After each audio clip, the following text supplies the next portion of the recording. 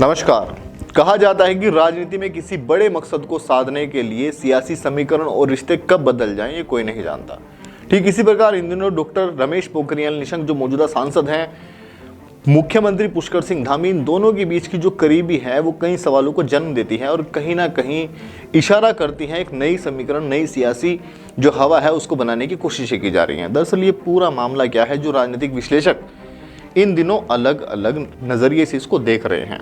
इस रिपोर्ट में हम आपको बताने का प्रयास करेंगे कि दरअसल लोकसभा चुनाव से पहले किस तरह की ये रणनीतियाँ बनाई जाएंगी, जिसमें कि अहम रोल होने वाला है इस जोड़ी का, और साथ ही ये भी बताने का प्रयास करेंगे कि कितना फ़ायदा पुष्कर सिंह धामी को होने वाला है, क्योंकि दिल्ली दरबार में मजबूती उनको एक गुट दे सकता है जिसमें कि रमेश पोखरियाल निशंक मुख्य भूमिका निभाने वाले हैं।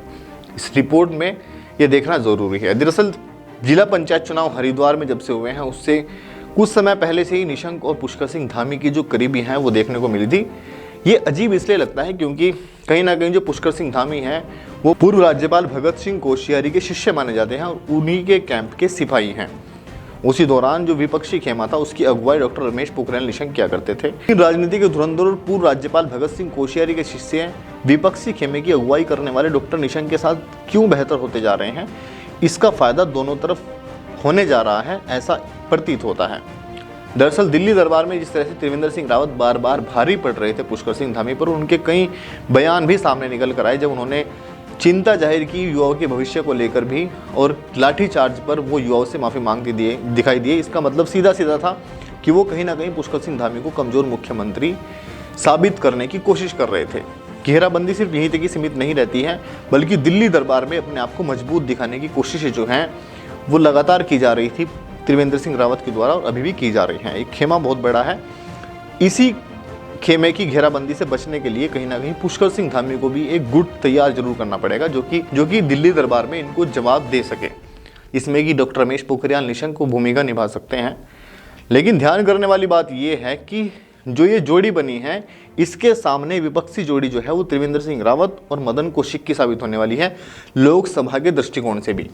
यहाँ निशंक को ये फायदा मिलने वाला है कि अगर लोकसभा वो जीतना चाहते हैं, क्योंकि इस बार तीसरी बार वो चुनाव लड़ रहे हैं, जाहिर तौर पर टिकट लेना उनके लिए बड़ी चुनौती होगी और बड़ी उपलब्धि भी होगी।